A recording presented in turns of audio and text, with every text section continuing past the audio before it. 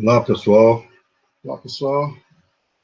Estou aqui mais uma vez com Miguel do Rosário para juntos darmos desenvolvimento ao nosso papo dominical aqui.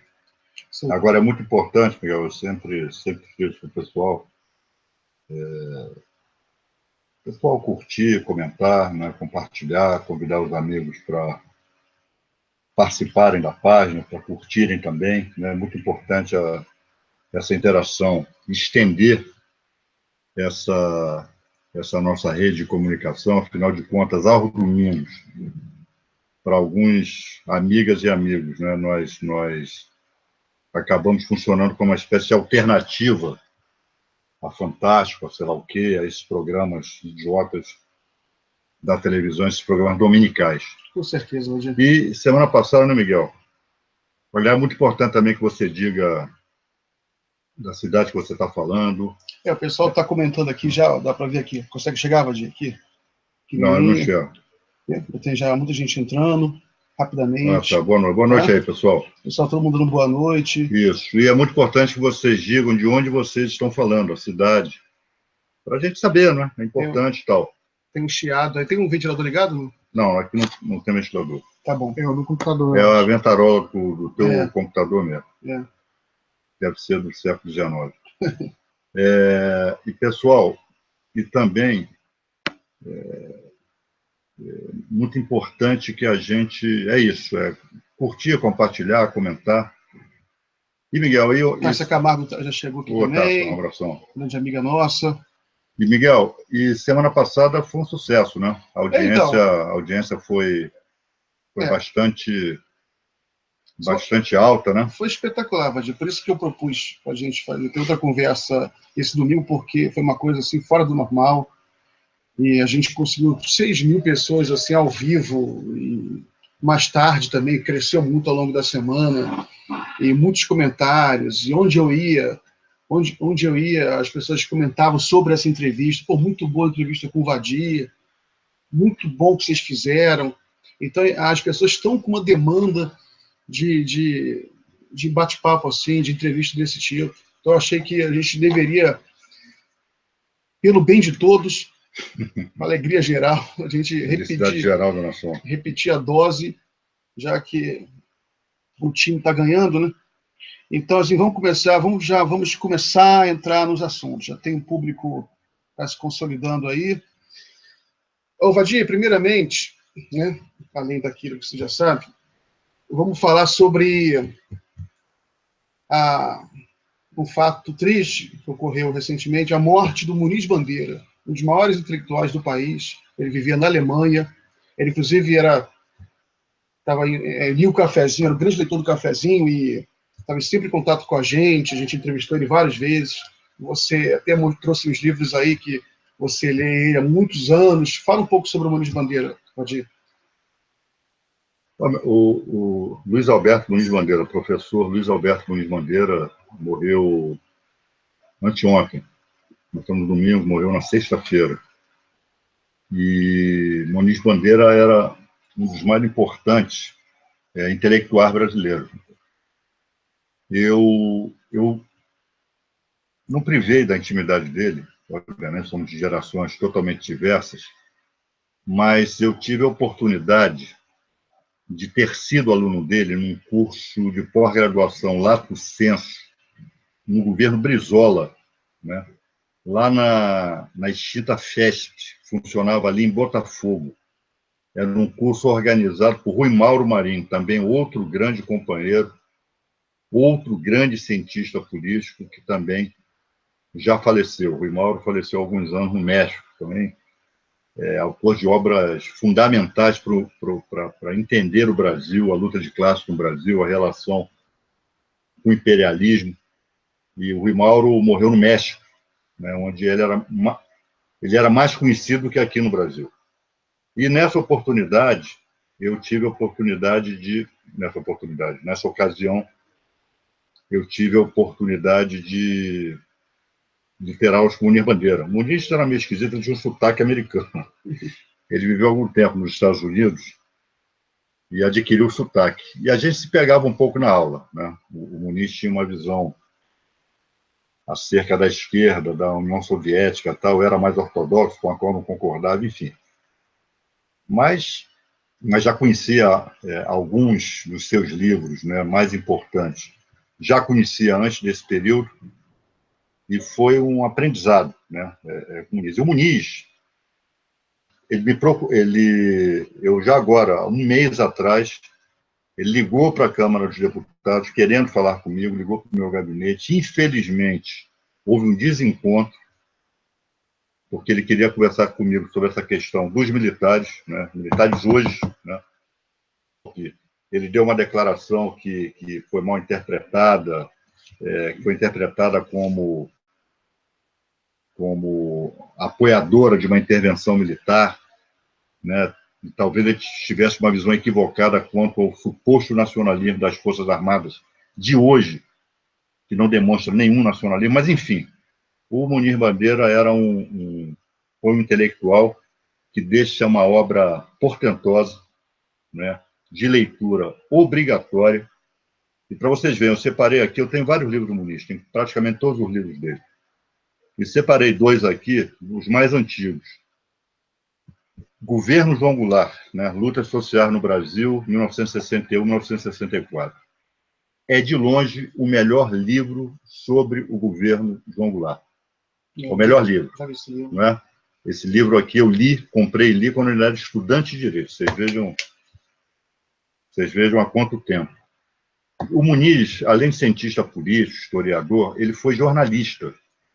Então, ele tinha faro de jornalista. Isto aqui é um trabalho não só de análise política, mas é um trabalho que mostra o faro de jornalista que ele tinha. Então, factual, levanta episódios que muitas vezes passam despercebidos, né, pelo cientista, né, pelo historiador. Né? Esse faro de jornalista. Criação do IBAD do Né? IPES. Então, ele vai detalhando, é quase que um passo a passo do governo Goulart e do golpe de 64. E também um livro famosíssimo dele, esse livro aqui é da década de 60, se não me engano, foi publicado. Essa aqui é a primeira edição, pessoal. Isso aqui é coisa rara, você não encontra mais por aí, não. É de 1967, tenho quase certeza. O Muniz, além do mais, foi militante político, ele não era só, ele foi militante da esquerda clandestina, foi militante da POLOP. E foi preso, estava solto quando escreveu O Ano Vermelho. O que é o Ano Vermelho? Fala da Revolução Russa e seus impactos aqui no Brasil. Um livro extraordinário. Clandestino, quando escreveu esse livro aqui, né? Plena ditadura, 1967. Se não me engano, governo Castelo Branco, ditadura Castelo Branco. E o maior reflexo da Revolução Russa aqui no Brasil, pessoal, foi a fundação do PCB. Essa foi a grande consequência, né?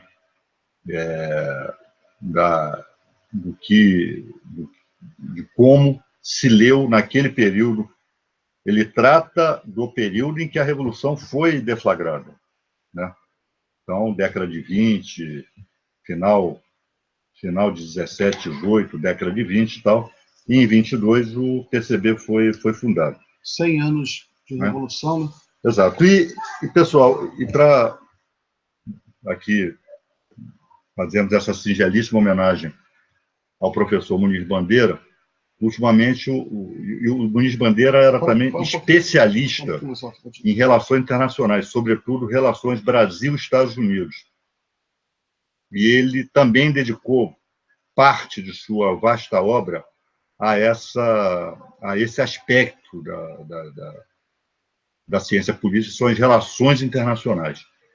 E, ultimamente, ele escreveu sobre a nova Guerra Fria, né, o mundo sem a União Soviética, o mundo pós-Guerra Fria, e, enfim, também desenvolvendo pesquisas e reflexões acerca da contemporaneidade. Então, o Muniz é um intelectual que, sobretudo nesse momento de mediocridade, né, de falta de debate rasteiro, de avanço da extrema-direita, o Muniz faz falta, realmente faz, não é retórica não, pessoal, vai fazer muita falta a reflexão do Muniz Bandeira acerca do que acontece hoje no mundo, e particularmente no Brasil, vai fazer muita falta. Então fica aqui a nossa homenagem a esse grande brasileiro, a esse grande intelectual que foi Luiz Alberto Muniz Bandeira. Muniz Bandeira presente. Gente do Brasil todo, hein? E do mundo. Tem brasileiro que está em Sydney assistindo a gente. Legal. Já batemos aqui, pelas minhas contas, Miguel, 1000 ao vivo. Então, pedir para o pessoal ir compartilhando para a gente ir ampliando a audiência, somando as 3 redes, as 2 do Facebook e o YouTube. Então, assim, é uma parceria aqui, o Adi e o Cafezinho, Miguel do Rosário. Então, nós estamos ao vivo em 3 canais, né? No canal do Cafezinho no YouTube, na página, na fanpage do Adi e na fanpage do Cafezinho no Facebook. Isso mesmo. 3 canais. Tá? Gente, eu vou ler aqui um roteiro nosso. O pessoal, tem muita gente falando em Tacla Duran.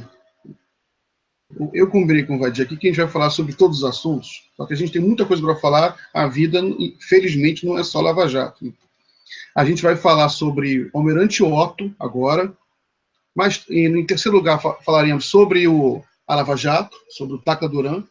O Cafezinho acabou de publicar documentos aí que foram vazados do Ministério Público, mostrando que o Carlos Fernando Lima, ele faltou com a verdade ao acusar o Tacla Duran de não querer o acordo. Daqui a pouco a gente vai falar mais sobre isso. Vamos falar sobre a investigação da cachorrinha da Dona Marisa. A Lava Jato deu 48 horas para uma veterinária apresentar documentos. E o próprio Zanin se antecipou, ele mesmo conseguiu os documentos aí da veterinária, que mostra que uma cachorrinha da Dona Marisa foi uma cobra. Tem a investigação da morte da cachorra da Dilma também. São 2 cachorras da Dilma. O Brasil, realmente, a polícia, morreram 62 mil pessoas em 2016, e a polícia está preocupada em investigar cachorro. Muito bem. Vamos falar sobre a lei trabalhista, que entrou em vigor agora, né? Sobre PSDB, que passou aí por uma reviravolta, e depois vamos falar sobre esse artigo da Isto É, esse cara aí que fala que o Lula tem que morrer, o Lula precisa morrer. Então vamos lá, vamos falar agora sobre Almirante Otto, que deu uma entrevista para a Folha essa semana, muito impactante, Vadir, para mim. Eu fiquei assim realmente emocionado, porque ele explica algumas coisas que não estavam claras, a mídia escondeu, a mídia não apresentou a história dele, né? Como sempre, a mídia ao lado da polícia. E é impressionante, porque ele fala, aquele Marcelo Bretas, ele condena o Almirante Otto a 5 anos a mais, além de apenas de 43 anos, né? 5 anos a mais por causa do passado ilibado dele. Ou seja, você sempre foi honesto, então mais cadeia. Nunca vi isso na minha vida, Vadir. Aí queria que a gente começasse conversando sobre o Almirante Otto. Olha, o Almirante Otto é um grande cientista brasileiro, um homem que está sendo vítima, objeto de uma grande injustiça e acabou sendo tragado pela onda de fascismo que tomou conta da Justiça Federal. Nós temos aqui um juiz nazi-fascista, de novo, Marcelo Bretas. Para deixar bem claro, pessoal, olha só, nazi-fascista. Marcelo Bretas é nazi-fascista, que mereceu aplausos daquilo que Brizola chamava da esquerda que a direita gosta. Vocês estão lembrados que alguns parlamentares foram lá, né, lamber saco de Marcelo Bretas, outro dia lá na porta da Justiça Federal. Então, então vamos deixar logo claro, o Almirante Otto foi condenado por um setor hegemônico hoje no sistema de justiça brasileiro, alinhado com o imperialismo norte-americano, alinhado com os Estados Unidos. A quem interessa a prisão do Almirante Otto? A quem interessa que o Almirante Otto saia de circulação? Que o Almirante Otto tem um projeto de desenvolvimento de política nuclear pacífica para o Brasil, sem a tutela das grandes potências. Essa é a questão. E é por isso que ele estava preso, é por isso que ele está sendo perseguido. Vadir, até gostaria de acrescentar, nessa entrevista, o Almirante Otto, ele fala que ele prestou consultoria para uma empresa de engenharia, né, que para a mídia, as empresas de engenharia do Brasil todos viraram empresas da Lava Jato. Essa consultoria explica, entre outras coisas, como é importante que a matriz elétrica brasileira, matriz energética brasileira inclua a energia nuclear, inclusive para você abastecer as termoelétricas. Uma ideia genial, porque se a gente tivesse hoje, por exemplo, com as termoelétricas funcionando também à base de energia nuclear, a gente não estaria importando 4 bilhões de dólares por ano de óleo diesel, como a gente está. A importação de óleo diesel nos primeiros 10 meses desse ano, publiquei isso ontem, primeiros 10 meses do ano, 4 bilhões de dólares. Um crescimento assim, avassalador sobre o ano anterior. E qual é o país que está dominando esse mercado no Brasil? Vadir, qual você sabe? Estados Unidos. E mais de 80% das importações de óleo diesel, não era assim antes não, nos anos anteriores, isso é depois do golpe. Era 30%, 40% todo ano, há décadas, acho que é 30%, 40%. Só teve golpe, misteriosamente, os Estados Unidos ele avança no mercado de óleo diesel, 80%. E o Almirante Otto, ele era um dos caras que na consultoria dele, ele explicava que a termoelétrica seria muito mais interessante se fosse movida a energia nuclear. E deu uma consultoria, o Ministério Público, ele fala que aquilo é superficial. O que procurador entende de energia nuclear e de hidrelétrica? Procurador não entende nada. Procurador hoje aqui no Brasil entende de fascismo, entende de holofote da Rede Globo. Aí condena o almirante por causa disso. Então, essa turma é uma turma nazifascista. Então, eu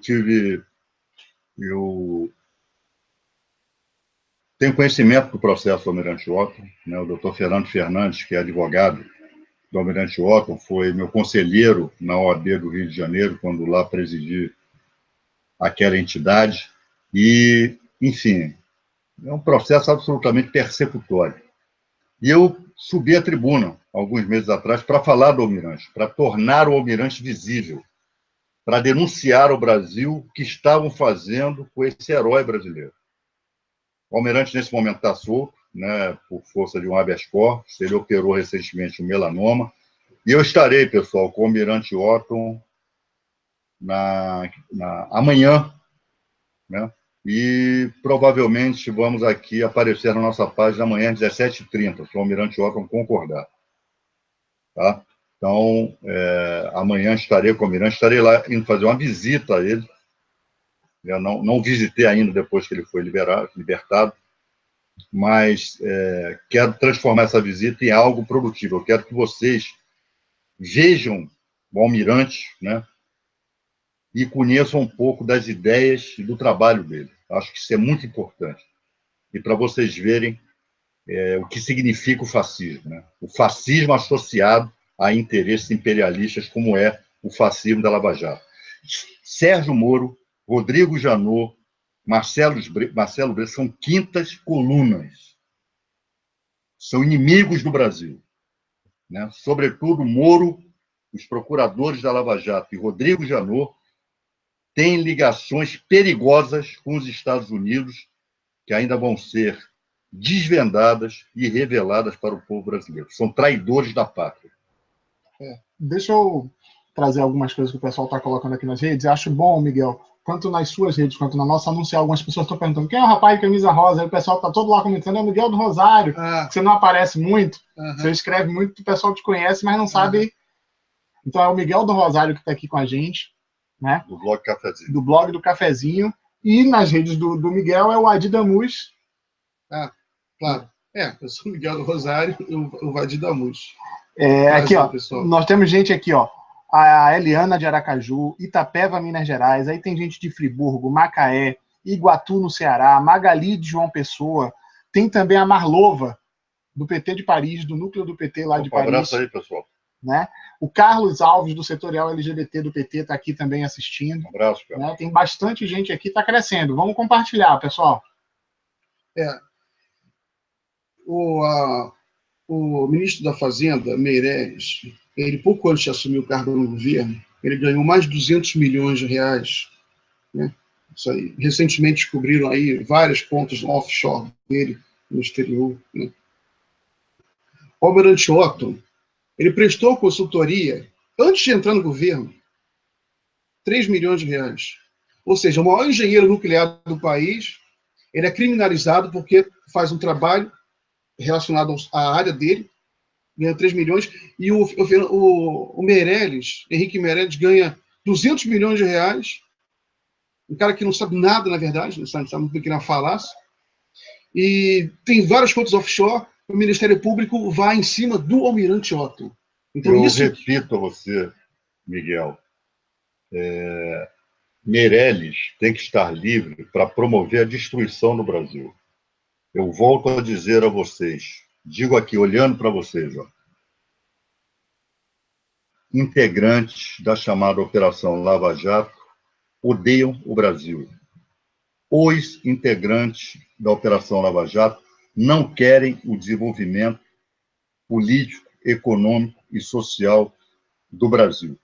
Os integrantes da Lava Jato ajudaram o golpe de Estado, ajudaram a quebrar as empresas brasileiras, ajudaram a gerar essa crise econômica, ajudaram a gerar a lei trabalhista, ajudaram a criar tudo de mal que existe no Brasil. São inimigos da pátria, têm relações espúrias com os Estados Unidos. Rodrigo Janot, que em breve terá que sentar no banco dos réus para responder a uma série de desvios funcionais que praticou quando era Procurador-Geral da República, Sérgio Moro e os garotões procuradores aí. Nenhum deles tem compromisso com o Brasil. Essa história de combate à corrupção, nós estamos vendo aí o que é combate à corrupção. Eles colocaram a quadrilha organizada, da qual faz parte Henrique Meirelles, para desgovernar o Brasil. Eles são responsáveis por isso. Eles promoveram a ascensão ao poder dessa quadrilha organizada que hoje manda no Brasil. Acho que é um bom momento agora para a gente começar a falar sobre o Tacla Duran, Rodrigo Tacla Duran.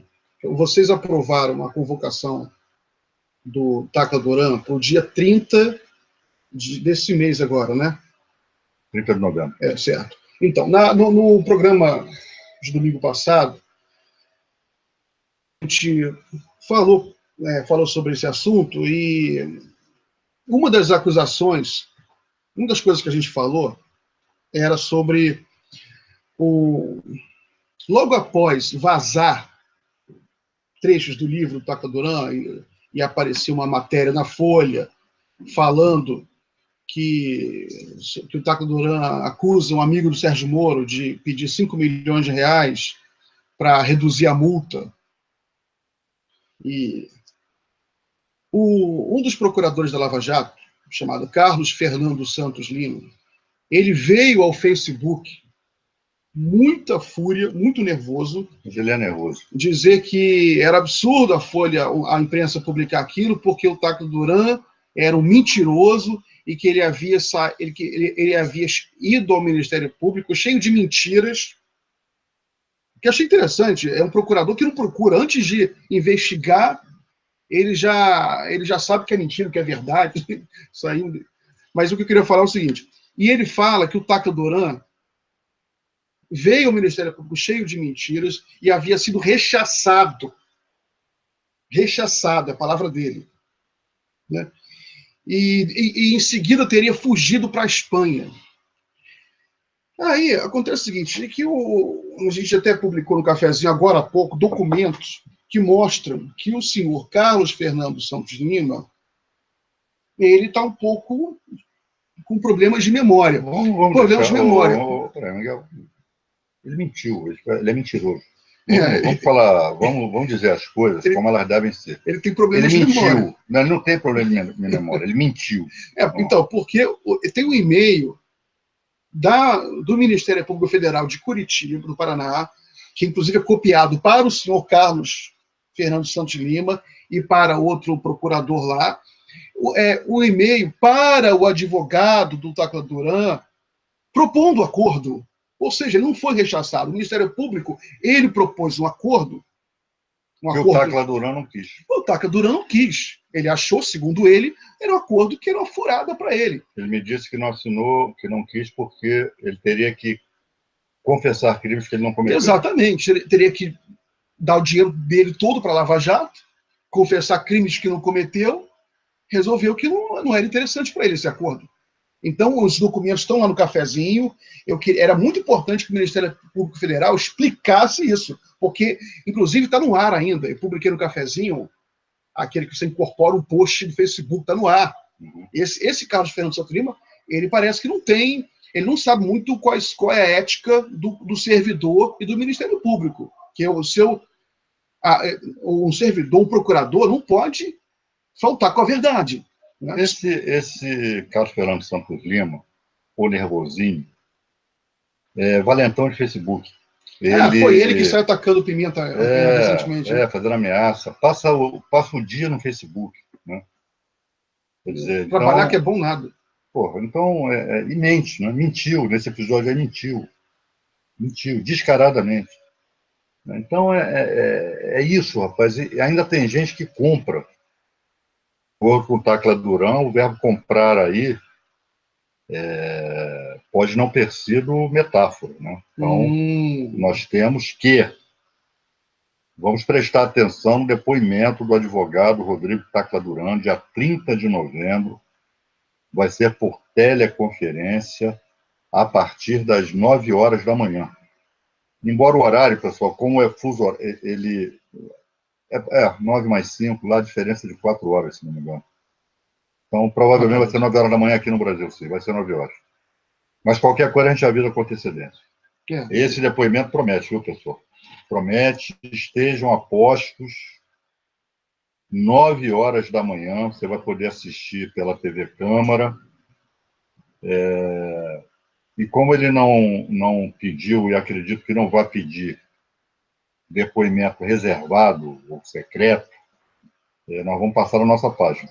Já vou convidar aqui o Miguel, para a gente fazer uma transmissão conjunta ao vivo das páginas, com a gente comentando. A Di vai estar lá na comissão e a gente aqui do Rio de Janeiro comentando os acontecimentos. A gente tem uma estrutura para fazer isso, então você já está convidado para a gente fazer isso. Ótimo. Mas deixa eu falar, antes tem muita gente de vários lugares do Brasil, mais gente do Rio de Janeiro. Tem a Noemi Nascimento Silva, disse que você é uma das figuras públicas que ela mais respeita e que tem orgulho de ter a OAB dela assinada por você, advogada. Obrigado, né? Obrigado. Várias pessoas aqui que acompanham sempre a gente, a Maria Augusta Camará, a Ana Esteves. Um abraço a todas e todos. Em Maringá tem gente boa assistindo a gente. Claro. Né? Em Curitiba no Paraná também, no geral. Agora, o pessoal está pedindo aqui para você falar do horário da transmissão amanhã do Almirante Otto. Não é certo ainda, pessoal, mas se for ter uma transmissão no final da tarde... 17h30. 17h30, pessoal. Então, fiquemos atentos. Todo mundo aí curtindo as páginas do cafezinho do Adi. Se vocês transmitirem, eu entro também, transmito junto. Transmite junto, o cafezinho também vai transmitir. Então, todo mundo tem que apertar lá o curtir e o seguir. Porque quando você está seguindo a página, você ganha uma notificação quando entra ao vivo. Né? Verdade. Importante isso. É importante seguir as páginas do Vadi, do cafezinho. Isso aí. Gente, vamos... Esse assunto do Tacla Duran, eu acho importante enfatizar só uma coisa, antes de passar para a próxima parte aqui, que é o seguinte. O Tacla Duran, na realidade, ele confirma uma série de denúncias que a gente vem fazendo há muito tempo. Que, na realidade, mesmo se não existisse o Tacla Duran, a ilegalidade de você transformar a delação em prova, e o caso que aconteceu no Odebrecht, então, que você teve aquele caso que no Ministério Público ele decretou sentença sem mediação do judiciário. Você lembra disso? Lembro. Uma coisa assim que eles conseguiram uma brecha na lei, os executivos eles falaram o que os procuradores queriam ouvir. Então, a Lava Jato, isso aí vai ainda render muita coisa. Tem muita denúncia sobre isso. Mas deixa eu te falar uma coisa. É verdade, isso que você está dizendo é pura verdade. Desde o início, desde que esse negócio de Lava Jato começou, eu venho até como advogado e tal, não só eu, maiores juristas do Brasil, vem mostrando, né, que a Lava Jato ela atua na fronteira da ilegalidade. Né? A Lava Jato ela é um pilar do estado de exceção, do estado policial aqui no Brasil. A Lava Jato não respeita a lei, não respeita a Constituição. Só que com o Tacla Duran ele deu uma nova qualidade.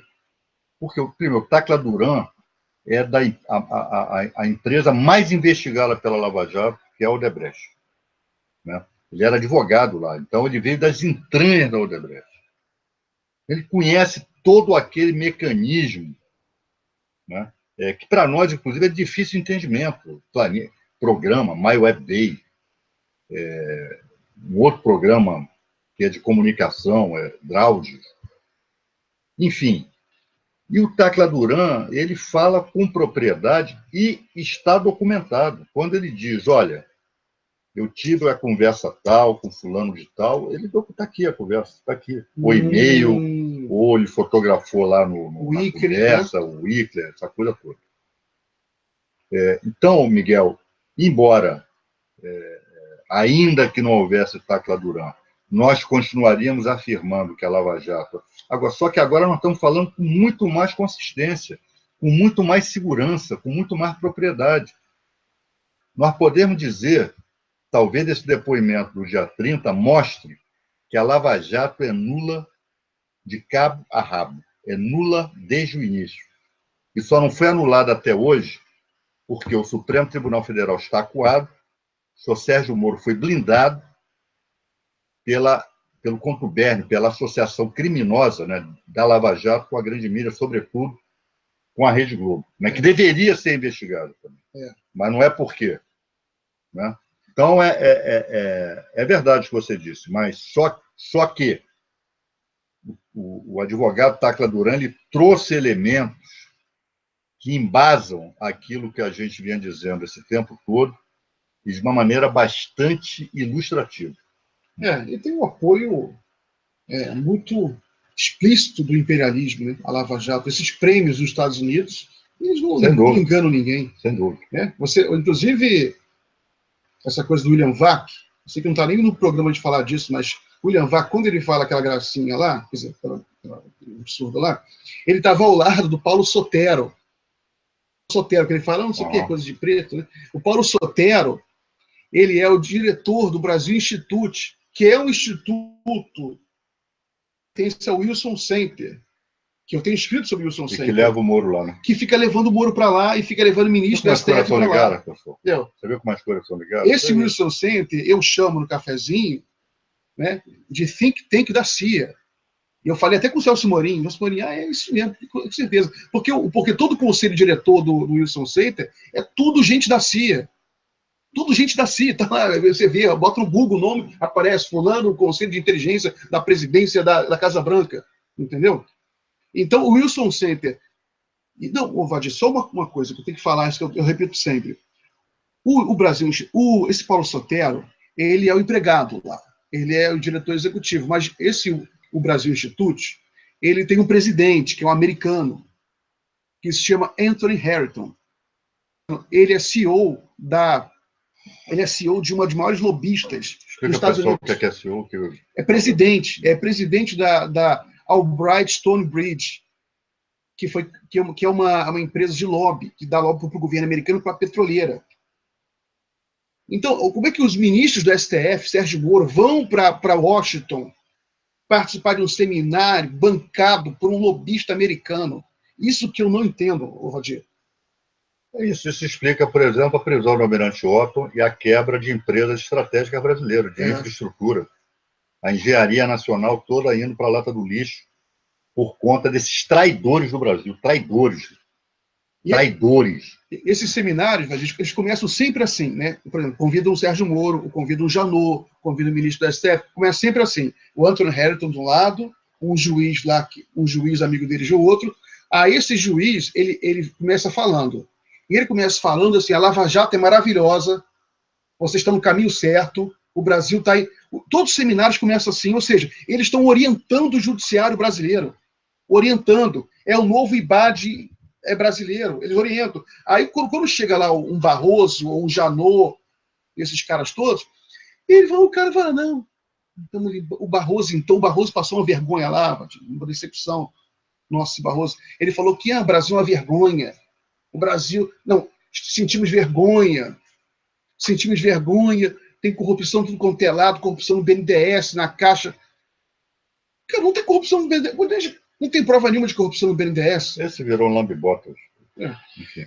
Hoje vamos passar para o próximo. Como é que tá aí, Renan? Deixa só o Renan Tá fazer bom. uma resenha aí. Como é que tá? Então, Miguel, o pessoal aqui comentando, a Maria Gama. Esse é o Miguel do Rosário, eu pensei que ele era mais velho. Ah, tá. E aqui a Ilma Manzué está falando aqui que agora, com a nova lei trabalhista, com 30 minutos de almoço, vai ser difícil acompanhar os seus programas de 30, com só 30 minutos na hora do almoço, seus programas ao meio-dia. E o Adi, você estava querendo saber o negócio da barba? Tem gente comentando aqui, ó, pessoal, o Adi tá para tirar a barba. Vamos fazer a enquete novamente para saber se mantém ou se tira a barba. Mas, enquanto isso, a gente já atingiu mais de 1.400 pessoas. Vamos curtir, vamos compartilhar, né? Tem gente aqui do Brasil todo, muita gente do Rio de Janeiro, a Lene Sarmento, né? E daqui a pouco tem algumas perguntas que eu estou selecionando. Mas eu só queria deixar uma coisa clara aqui para o pessoal. Nesses sistemas aqui, ainda mais com essas lives que vão crescendo, a gente não consegue ler todos os comentários. Então fiquem à vontade, pessoal, para mandar por inbox para a gente, que a gente depois dá tratamento, responde, manda para o Adi, manda para o Miguel, o que chegar de perguntas e tudo mais. Tá bom? Então fiquem à vontade aí de usar o nosso inbox. Daqui a pouco a gente está selecionando aqui algumas perguntas que a gente consegue ler para colocar para os dois. Tá bom. Vou passar aqui para a próxima parte, que também é ligado à Lava Jato, né? Que a gente vai falar de Sérgio Moro. Aconteceu um congresso de procuradores municipais. Não vai acontecer. Vai acontecer. Está sendo organizado um congresso de procuradores municipais de Fortaleza. E eles soltaram uma carta rejeitando a presença do Sérgio Moro, é isso? O que acontece? Olha, se não me engano, Colômbia, agora, essa semana que passou, você vê, o Sérgio Moro, se for só mau tempo de recebimento de prêmio, de ida aos Estados Unidos conversar com a CIA, com o FBI, né, com grandes empresários norte-americanos que têm interesse em ocupar o espaço que ele, Moro, né, proporcionou ao quebrar as empresas brasileiras. Rapaz, eu queria saber o tempo que ele tem para trabalhar. Bom, você vê que ele só trabalha em Lava Jato também. Ele deve trabalhar no avião. Né? Não, que tem uma resolução ilegal do inconstitucional TRF, porque afronta o princípio do juiz natural. É mais uma das inconstitucionalidades, das muitas, da Lava Jato, que o Sérgio Moro só pode julgar a Lava Jato. Ele não pode julgar mais nenhum outro processo. Você vai a Curitiba, você distribui uma ação, você terá sorte de a estação não cair nas mãos do Sérgio Moro. Sorte você individualmente. Agora, o Brasil tem um azar de ter Sérgio Moro como juiz exclusivo da Lava Jato, no desinquérito da Lava Jato. Mas, enfim, vida que segue. Mas vamos lá. Esse congresso, em Colômbia, então, houve um repúdio da comunidade acadêmica da universidade. Quando eu falo comunidade acadêmica, professores e estudantes, dizendo que o Sérgio Moro não poderia estar lá sozinho, que deveria ter sido convidado alguém crítico da Lava Jato. Que ele fez em Colômbia. Exatamente, né? Exatamente. Então, ele foi... O repúdio a ele, pessoal, vem crescendo em escala... 41% no Ipsos. Ascendente. A mídia não noticiou, mas está no gráfico lá, claro. 41% de rejeição. Qual é a bobagem aqui? Crescendo em escala ascendente. Claro, pode ser crescendo em escala descendente. Eu quis dizer crescer de forma intensa, né, esse repúdio a ele.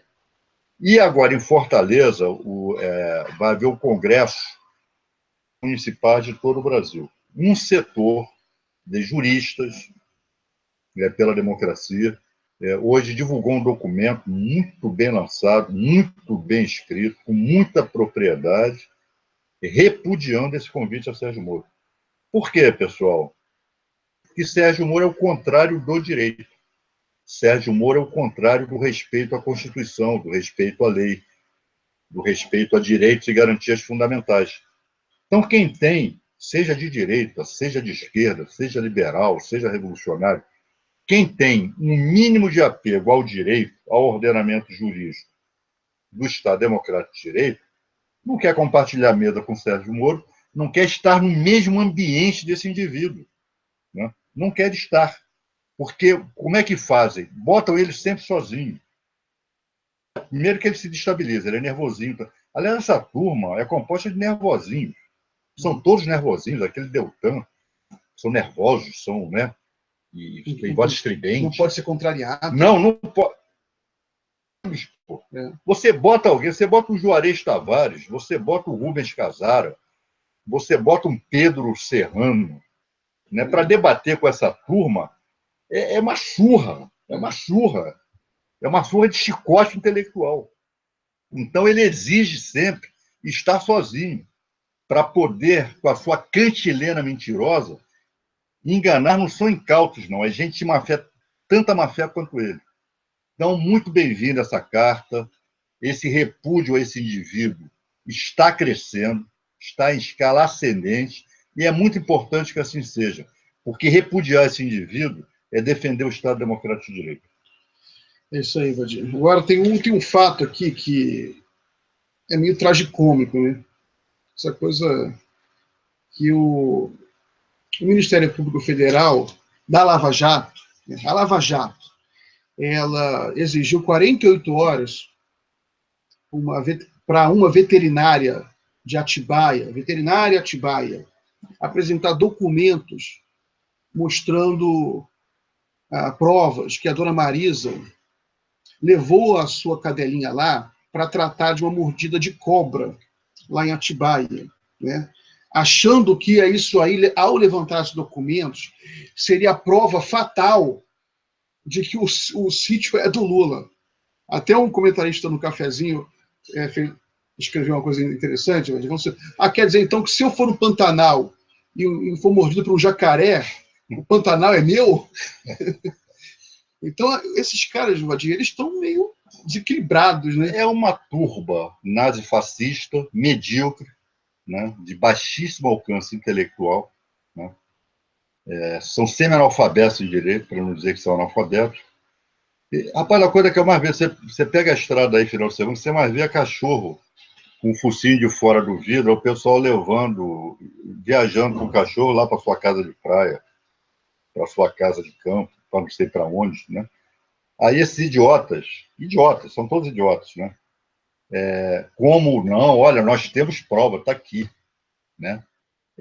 Tanto é do Lula que a cachorra da dona Marisa, ou seja, a cadelinha pertencente à dona Marisa, foi tratada numa veterinária de Atibaia. Ela estava no sítio, né? Aí, pessoal, essa é a prova robusta que a Lava Jato consegue produzir para demonstrar que Lula era o proprietário oculto do sítio de Atibaia. Isto é a Lava Jato.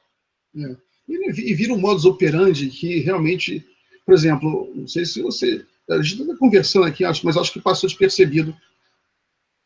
Porque, na realidade, são dois cachorros também.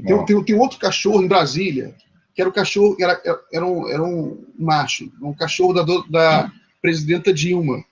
Que o cachorro estava muito velho já, muito doente, e o veterinário sugeriu o sacrifício dele. O cachorro não estava mais último, não conseguia nem andar, nem enxergar, nem ver. Aí o veterinário sacrificou. Um deputado federal entrou com uma queixa-crime dizendo que contra a Dilma por maus tratos, que a Dilma tinha mandado matar um cachorro. Tudo bem, um deputado doido, sabe? Não, doido não, deve mental, imbecil. Deve mental, má fé. Imbecil, Aí ele apresentou na Procuradoria-Geral da República, que era então presidida pelo Janot. O Janot, em vez de arquivar aquele negócio peremptoriamente na mesma hora, ele joga aquilo para a Polícia Civil do Distrito Federal, que agora abriu inquérito e chamou o deputado para depor. O deputado para depor. Ou seja, tem um inquérito. Vadir, pelo amor de Deus, em 2016 morreram 62 mil pessoas de morte violenta. E a Polícia Civil de Brasília está investigando a morte de um cachorro. O que é isso, Vadir? Bom, primeiro o Janot é uma figura nefasta, né? Uma figura nefasta à frente da Procuradoria-Geral da República, e mais cedo ou mais tarde vai se ver aí engolfado em ações contra ele. O Janot, ele entrou no golpe. Uma figura lamentável, né? Uma figura lamentável. Fez o jogo do golpe. Figura patética, né? Já foi tarde, né? Pior procurador. Eu não sei quem foi pior, se o engavetador, Geraldo Brindeiro, ou esse Janot, né? Mas, enfim. E o pessoal sabe homicídios no Brasil, sabe qual é o percentual de homicídios esclarecidos? 8%. Não chega nem a 8%. E agora vai se mobilizar a máquina da Polícia Civil de Brasília, né?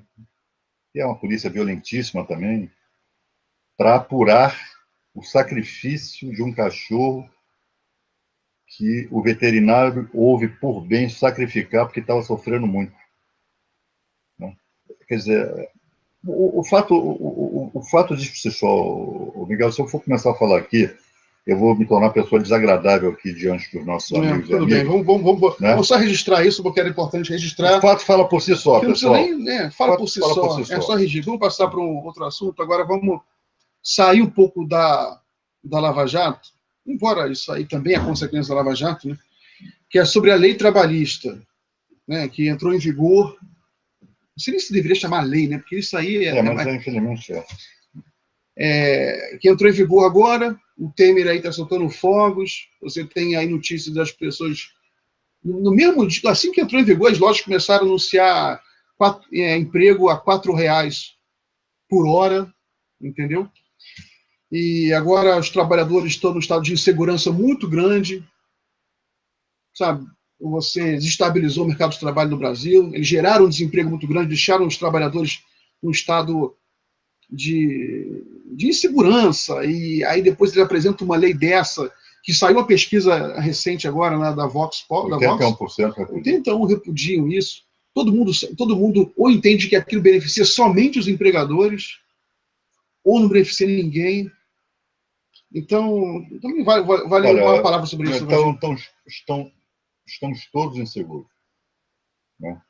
Os trabalhadores, sobretudo, é óbvio, eles é que vão sofrer na pele e no sangue os efeitos nefastos dessa chamada reforma, né, que alterou mais de 100 dispositivos da consolidação da lei do trabalho, consolidação da lei do trabalho.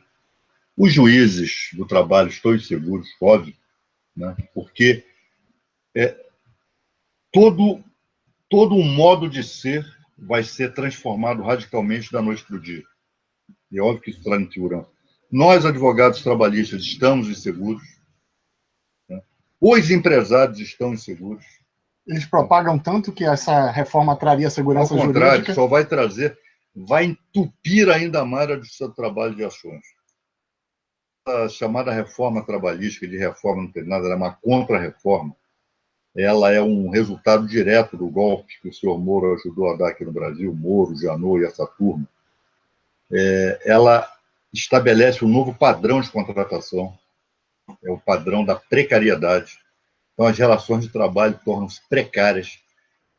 O contrato padrão vai ser o contrato temporário, intermitente, a tempo parcial. Aquele contrato de trabalho por tempo indeterminado, regulado, protegido pela lei, esse vai se tornar exceção. O estado de exceção é isso, pessoal. Aquilo que era excepcional torna-se regra e aquilo que era regra torna-se exceção. A Constituição é uma exceção, os princípios do direito do trabalho vão se tornar exceção, quais nós convivemos e ajudamos a trazer cidadania para a classe trabalhadora brasileira por 70 anos, que são aqueles princípios que servem de suporte à CLT. Isso está sendo destruído, está virando pó, né? A classe trabalhadora tem que resistir. E eu tenho a certeza de que a Justiça do Trabalho, escrevi um artigo essa semana sobre isso, vai julgar essas ações trabalhistas daqui para frente com a Constituição na mão. Isso aqui tenho a certeza absoluta que a maior parte desses dispositivos que foram aprovados criminosamente no Congresso Nacional serão considerados inconstitucionais pela Justiça do Trabalho. O Temer é tão mentiroso que ele já prometeu que ele ia vetar alguns pontos da lei, não vetou nada, como para a mulher grávida não trabalhar em lugar insalubre. Mentiroso, um cara de pau. Sabe que aí você acreditou? Você acredita em bandido? Eu não acredito. Porra, o cara é chefe de organização criminosa, você vai acreditar no bandido? Mulher grávida pode trabalhar em lugar insalubre. Não, senhores, a barbárie legalizada. Eu posso sintetizar assim, né? O que significa essa alteração na CLT. E aí, Renan? Bom, tem uma pergunta aqui de uma internauta do Cafezinho, Miguel. ela quer saber o seguinte: como atuar mais para difundir as informações pelas redes? Não sei se você já divulgou, se eu estou antecipando aqui, você está preparando um curso para blogueiros, né? Eu tenho curso de blogueiros que terça e quinta é só você entrar no cafezinho, está no menu lá, curso Blogosfera. Esse curso é muito importante para quem quiser exercitar aí, ser um blogueiro, ser uma pessoa assim, mais ativa na internet. Bem lembrado, obrigado aí por lembrar disso. Tem algumas perguntas que eu vou concentrar aqui para o final, sugerir aqui, Miguel, que é o seguinte: a gente tentar sintetizar alguns encaminhamentos. Tem gente aqui perguntando, tentando dizer o seguinte: tenho dúvidas sobre se teremos eleições em 2018. O que é que vocês acham? Também tem. Tem gente falando nesse mato sem cachorro, que é o STF no golpe, as instituições, nessa anarquia que o Adir tem dito e tudo mais. O que fazer? A gente conclamando aqui como é que a gente organiza para ocupar as ruas, né? Tem uma dificuldade geral do conjunto da esquerda, tem uma adesão também pequena quando as manifestações são convocadas, dia 10 foi um pouco a expressão disso, mas como é que a gente pode, aí no final, vamos pegar umas sugestões aqui, o Carlinhos sugeriu aqui, formar os comitês populares antifascistas e pela democracia. Boa ideia. De repente, a gente começar a ter alguns encaminhamentos, nós estamos em contato com alguns agrupamentos da internet, que num primeiro momento chegaram muito agressivos na página com o Adir e com o Pimenta, mas agora estão tentando um diálogo. Pessoal, olha, eu até acompanhei parte, sinceramente, assim, eu faço muito essas transmissões com Pimenta. Você já percebeu, eu não leio. Se não tiver alguém para ler para mim o que as pessoas estão falando, eu não... Primeiro, a rapidez, porque esse negócio rola aqui. Então, às vezes, eu estou sem óculos, né? Normalmente, eu estou sem óculos. Só aqui em casa que eu uso, boto óculos, né? De vez em quando. Lá com Pimenta, por exemplo, normalmente eu estou sem óculos. E assim, tanto eu quanto ele, nós fizemos, em reação àquilo que ele dizia que estava acontecendo, nós respondemos de uma maneira contundente, porque não estava entendendo, poxa, pelo menos eu e ele, pessoal, a gente se desdobra lá, faz o diabo naquela Câmara. O que vocês querem que a gente faça? Vocês acham que parlamentar Teve gente achando que a gente deve renunciar ao mandato. Tá bom, é uma ideia, mas não estigmatizem o fato de nós estarmos no exercício do mandato, porque tem muita gente que gosta. Então, assim, eu quero estabelecer com vocês, né, companheiros e companheiras desse grupo, e se é que é um grupo, também não sei, de uma maneira legal. Pode fazer crítica, não tem problema nenhum. Agora, nos colocar quase que num patamar de traidores, de gente que não faz nada, que está lá em Brasília para não fazer nada, para ganhar dinheiro do povo, né, que são os nossos salários. Isso é uma injustiça. Essas injustiças a gente não aceita. Né? Eu falei para algumas pessoas também, Adir. Estou muito tranquilo com vocês, não tem problema nenhum. A gente pode, deve dialogar. Estou absolutamente aberto a dialogar com vocês, a receber as críticas, rebater as críticas com as quais eu não concordar. Isso é democracia, pessoal. De fato, nós não podemos ficar num relacionamento de enfrentamento. Nós temos que enfrentar a direita. Essa que tem que ser enfrentada. Pessoal, nós estamos num país em que essas atitudes de ódio, de intolerância, crescem em escala exponencial. Temos, de acordo com as pesquisas, um candidato de extrema-direita colocado em segundo lugar nas pesquisas, e com a grande imprensa já comprando, já desesperada com Lula, já comprando. A capa da Folha. Nós vamos nos desgastar deblaterando entre nós, a gente se digladiando aqui, não tem cabimento. Então, quer criticar? Algumas críticas, possivelmente, eu posso aceitar, outras eu não vou aceitar, e a gente vai construindo a democracia assim. Agora, o que a gente não tem é que ficar nesse enfrentamento. Não dá para usar a mesma tática de combate virtual que a gente faz com a direita para fazer crítica aos companheiros da esquerda, de ficar separar a página para ir em bloco. Pessoal, quem faz isso é Bolsonaro. A gente já está finalmente. Vamos pegar. A gente tem dois assuntos para falar. Assim, o primeiro aqui é o PSDB, né? O PSDB é o principal partido de oposição, é o partido do governo, né? Você tem vários ministros do PSDB em cargos-chave. Não é de oposição, não, Gil. Não, eu falei de... Principal partido de oposição. Isso aí é passado. Isso aí foi... PT é o principal partido. É o principal. Oposição à esquerda, né? O PSDB, ele está passando por uma fase difícil agora, porque o seu presidente foi deposto pelo Aécio Neves. E o Aécio Neves... Miguel, você pode ver, estado de exceção, golpe, ele... Primeiro, no momento da sua perpetração, da sua articulação, a direita ela se une, mais do que a esquerda, inclusive. Ela se une de forma monolítica e até golpear, ela não se deixa levar por quizilhas internas. Agora, dado o golpe, eles começam a se comer. 64, você vê, Lacerda, que foi o maior articulador, o maior propagandista civil do golpe de 64, foi tragado. E diversos outros deles. Alguns caçados pelo AI-5, perseguidos, etc, etc. Agora, o que acontece? Que o golpe ele gera também uma deterioração moral das relações, esgarça as relações. O golpe acaba sendo um padrão. Então, agora o OAS deu um golpe no Tasso Gereissati, que é outro golpista. E aí, rapaz, subiu outro, agora na quinta-feira ou sexta-feira, lá na Câmara, surgiu lá um cara lá do PSDB, que é anti-Temer, deputado, e querendo comparar com o que aconteceu com a Dilma. Pelo amor de Deus, pô. Muito cara de pau, né? Muito cara de pau. Né? Vocês estão se comendo, vocês são golpistas. O Tasso Gereissati não foi eleito por 54 milhões de brasileiros. Exatamente. Né? Então, realmente não tem comparação. Eu até concordo com você que é até perigoso comparar, usar a palavra golpe para um putzinho interno dele. Exato, lá. Exato. Agora, isso a gente pode fazer uma análise política sobre isso. Sem dúvida. Porque o PSDB ele está no governo. O Tasso Gereissati ele representa setores partidários que querem se descolar do Temer, porque estão vendo as pesquisas, estão vendo que o Temer é rejeitado por 95%. Não porque agora tenham se convertido ao povo. Não, só por puro oportunismo, por pesquisa. No pesquisa, eles têm um marqueteiro deles, falam, ó... Não quero morrer abraçado com essa Se vocês não saírem, vocês vão conseguir se eleger ano que vem. O Aécio Neves já está queimado mesmo, entendeu? Ele talvez vai tentar ser deputado federal no que vem lá em Belo Horizonte. Você acha que o Aécio não pode aspirar mais nada na vida?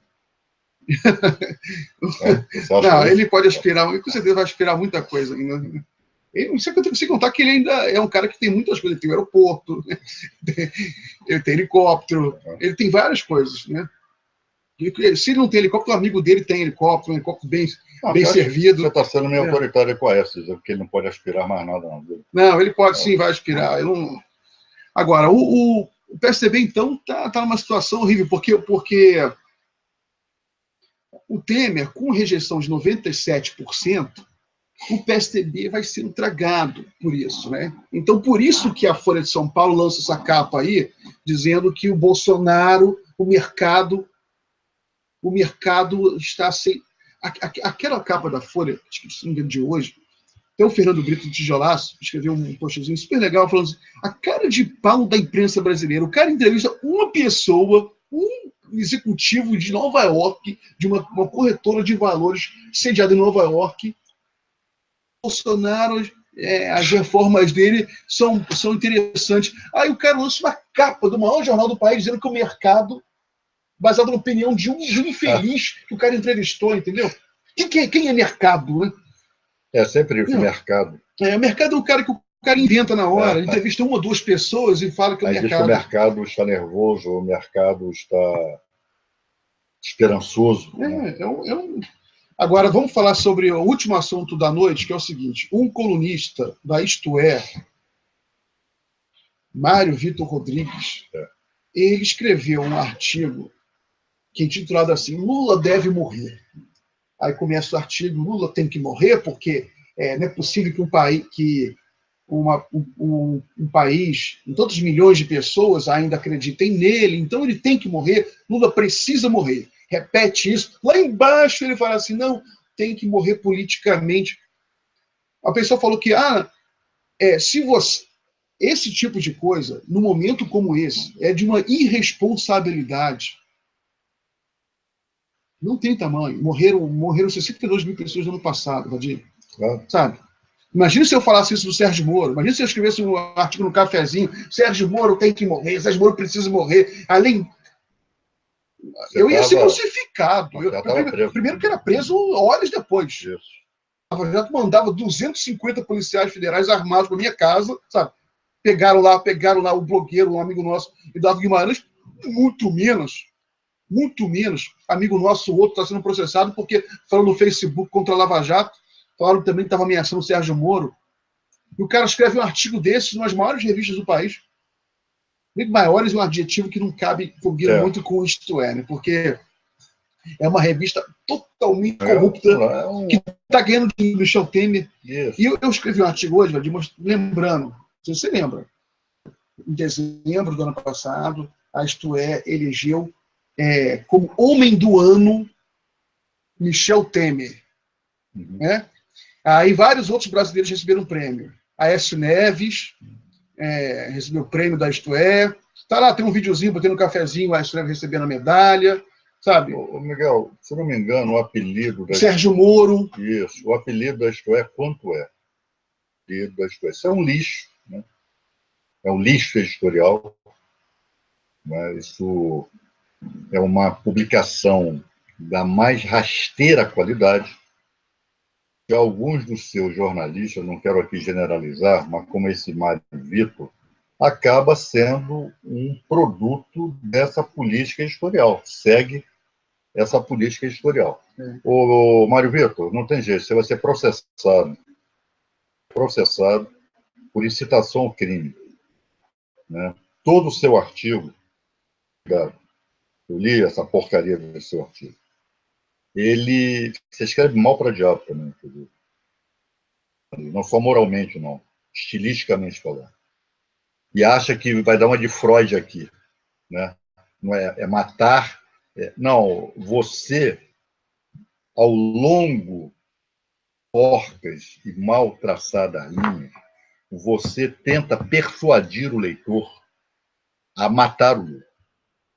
Você tenta convencer o leitor a assassinar o ex-presidente Lula. Artigo 282, se não me engano, 286 do Código Penal. 282 ou 286, não estou lembrado. Tipifica o que você fez, João Mário Vitor, como incitação ao crime. Então, você vai ter o prazer de sentar diante de um juiz. Vou até aqui te consolar um pouquinho. Nossa justiça anda tão ruim, né? E tão seletiva, e tão nazifascista, que é possível até que tenha um juiz aí, que você dê a sorte de cair com um juiz que bata a palma porque você escreveu, porque ele concorda também que tem que matar o Lula. O juiz isento, meu amigo, se prepare. Né? Você é criminoso. Você é criminoso. Vê aí um bom advogado para você. Pede aí para os teus patrões, essa corja que te paga salário, para pagar o advogado para você. É isso aí. Gente, vamos começar. Como é que tá aí, Renan? Faz um balanço geral aí do que o pessoal está falando. É isso, muita gente falando, e hoje teve uma coisa, o Facebook mudou os comentários mais longos, eu não consigo, não tem mais o leia mais, eu não consigo nem ler os comentários mais longos, então eu pedi de novo pro pessoal, mandar por inbox pra gente, que a gente depois passa pro Adi, pro Miguel, né? Gente do Brasil todo, gente de outros países, inclusive, muita gente do Rio de Janeiro, o Heleno, né? Lá de Itaboraí, o Olavo, que trabalha com o Lindbergh, está aqui ao vivo acompanhando a gente também, e tantos outros. Ainda está comendo aí, o que ele come lá como é que é? Aquele negócio lá, aquele farelo lá que ele come. As granolas? Granola, está comendo granola aí, Olavo? Olavo e as granolas.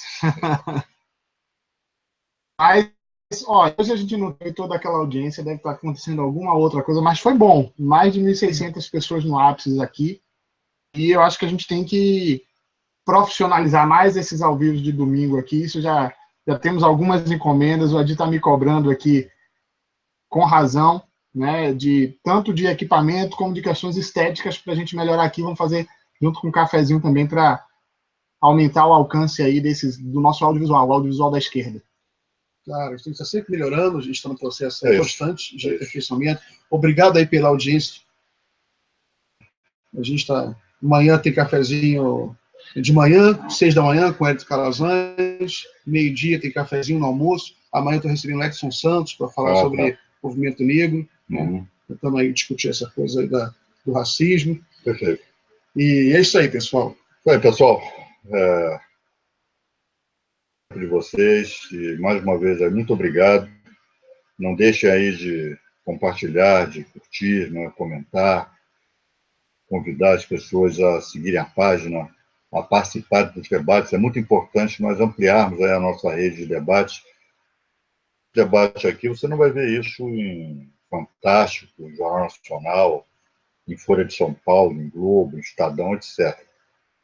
Aqui a gente comenta as coisas com independência, com a veemência que os fatos exigem que serem enfrentados, mas com absoluta isenção, pessoal. Então, aqui vocês têm, na minha página, lá no cafezinho, vocês têm um espaço democrático de debate de bom nível, né?